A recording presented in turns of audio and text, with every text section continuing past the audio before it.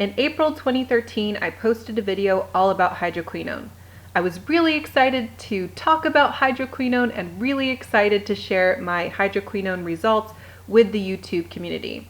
It's now November 2016 and it's time to get to it. Here's my before and after photo.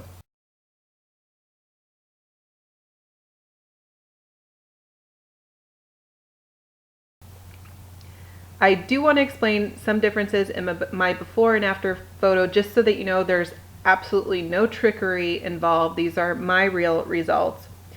In the before photo, I'm using a high quality point and shoot camera, so there's more detail in that photo. And I'm in a bathroom where the lighting is evenly hitting my entire face. In the second picture, the after picture that I took today, I'm in my living room and I took the picture with my iPhone. And there's a shadow over my eye area, but the area where the sunspot was is clearly lit, so you can see that it's as close as possible. I also changed the color and contrast and brightness to get the photos to be as close as possible so that there was no, trickery involved with the before and after photo. I was very mindful of that. If I could find my point and shoot camera, I would have used that instead, but it's time to get this before and after picture out there. Why did it take me so long to share my results? I think that's important, so I'm going to share that too, and I'm also going to talk about my experience with hydroquinone and with whether or not I would recommend using hydroquinone.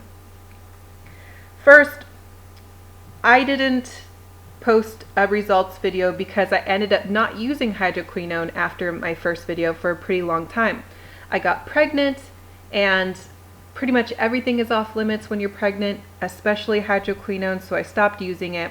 3 months into my pregnancy, I had a miscarriage, which was super bummerville, and I decided I still wanted to try to get pregnant. And since I was trying to get pregnant, I still wasn't using hydroquinone.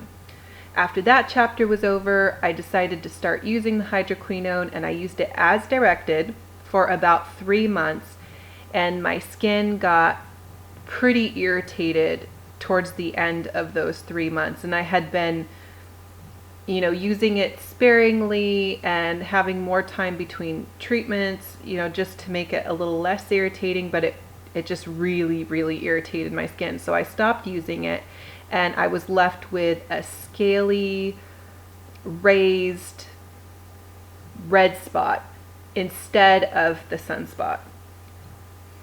It was like that for probably, including the time I was treating it, the redness, it was probably around a year that it was red and raised. And finally I went to my dermatologist because I was concerned. I was like, what did I do to my face? I have this red spot now and it's raised and this seems like a problem. So I went to my dermatologist.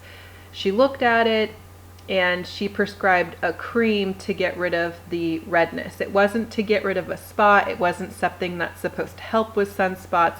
It was just to get rid of the irritation. And after I was done using that cream, my skin was just clear after it. The sunspot had faded.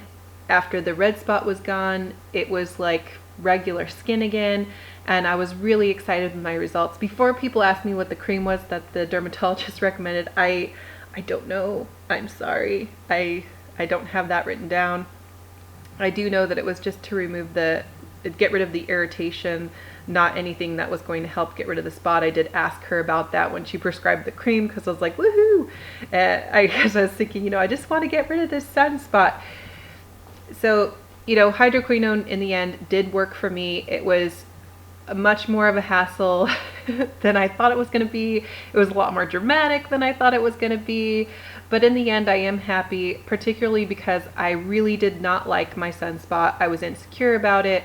I did take pains to cover it most of the time, and it was in a really awkward area where my blush would meet my foundation, and then it was underneath where I would be concealing my eye. It was just a weird location to be concealing on a regular basis, and it was a weird location to have like a scab there too when I was treating it with hydroquinone.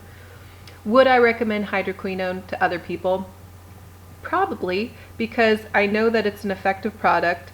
It ultimately did work for me, and a lot of people won't have the type of reaction I did. And I know that because I have pretty extreme reactions to most things when it comes to putting things on my skin. I'm Cetaphil moisturizer and the very carefully chosen makeup products are what I can use on my skin.